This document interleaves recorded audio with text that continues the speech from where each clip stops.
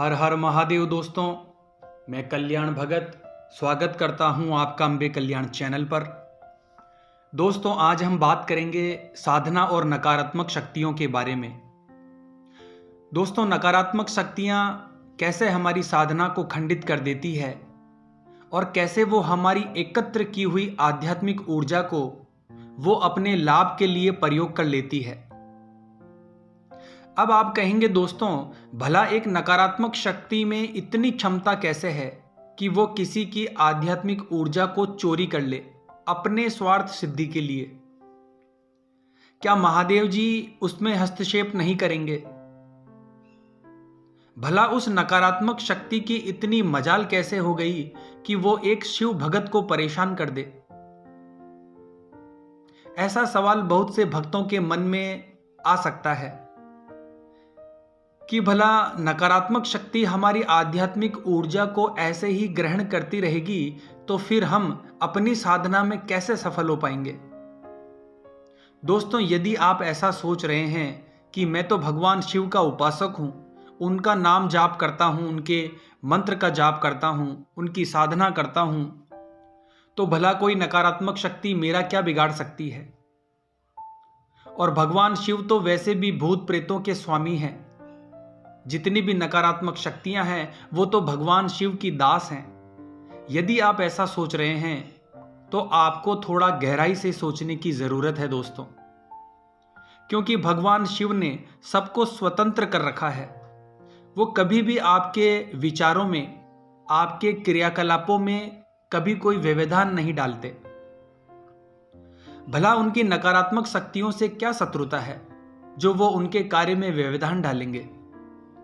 उन्होंने भस्मासुर, जो एक राक्षस था, उस पर भी उतनी ही कृपा लुटाई थी जितना कि राजा भागीरथ पे। उनकी दृष्टि में तो सभी समान है।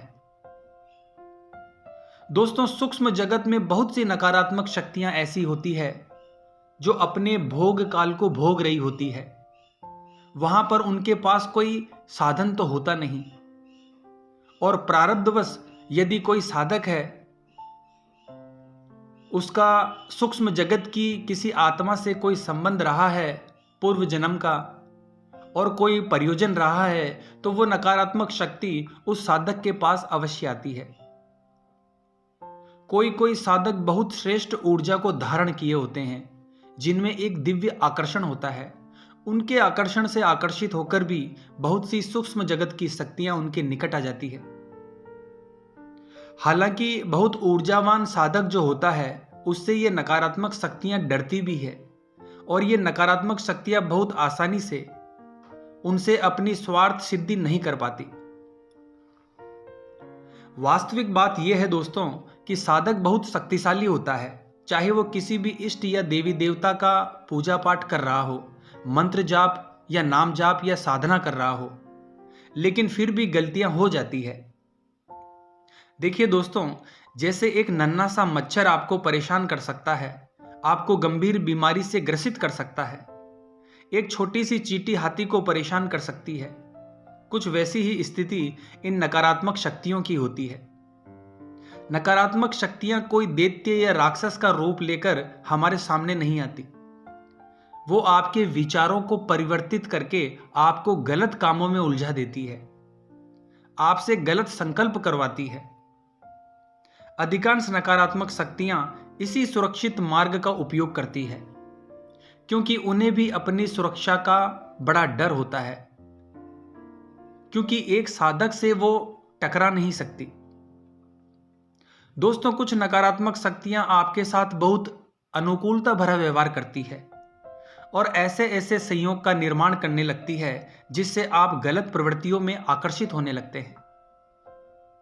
आपके विचारों पर उनका असर होने लगता है और धीरे धीरे साधना पथ से आपका मन भटकने लगता है। भोग विलास की ओर आपका ध्यान आकर्षित होने लगता है।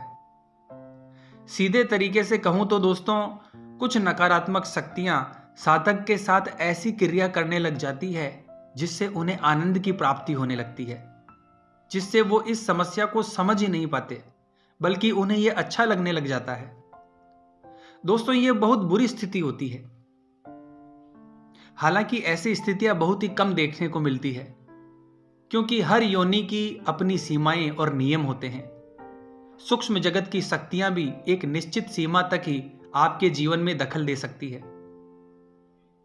वैसे तो सभी प्रकार के साधकों को नकारात्मक शक्तियों का भय रहता है। दोस्तों, इस संसार में सिर्फ मनुष्य ही नहीं है जो बहुत शक्ति संपन्न है और सारी दुनिया को अपने हिसाब से चला रहा है। यह मात्र मनुष्य का भ्रम है। मनुष्य स्वयं अपने विचारों पर अपना नियंत्रण नहीं रख पा रहा है, वो दुनिया पर क्या रखेगा।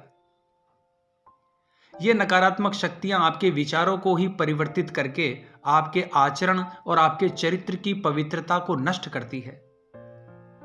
दोस्तों, ये सारी बातें मैंने आपको इसलिए बताई है जिससे आपको जरा सा भी ये वहम ना रहे और नकारात्मक शक्तियों की ओर से जो समस्याएं आती है उस ओर से आप लापरवाह ना हो जाओ।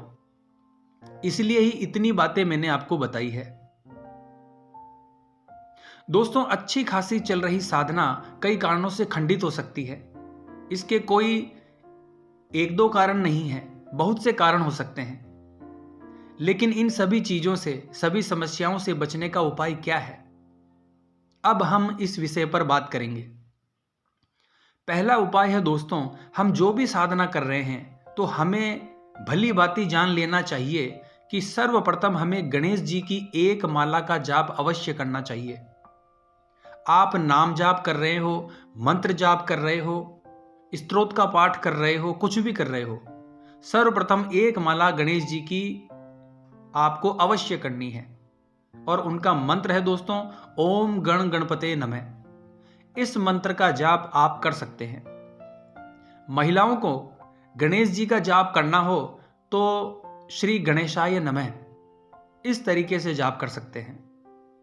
यदि आप माला से जाप नहीं करते हैं तो अंदाजे से लगभग 100-125 बार गणेश जी का नाम सबसे पहले ले लीजिए, और जब आपका जाप पूर्ण हो जाए तब आप अपने इष्ट देवता से संबंधित किसी कवच का पाठ कर सकते हैं।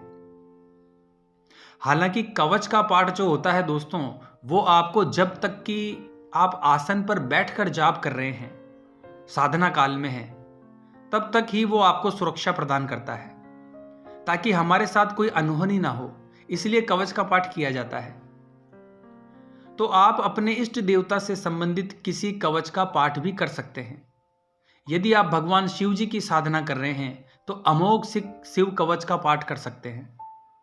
या कुछ भी आपको समझ में नहीं आ रहा है दोस्तों, तो आप केवल हनुमान चालीसा का भी पाठ कर सकते हैं, या शिव चालीसा का पाठ कर सकते हैं, शिव सहस्त्र नाम का भी पाठ कर सकते हैं।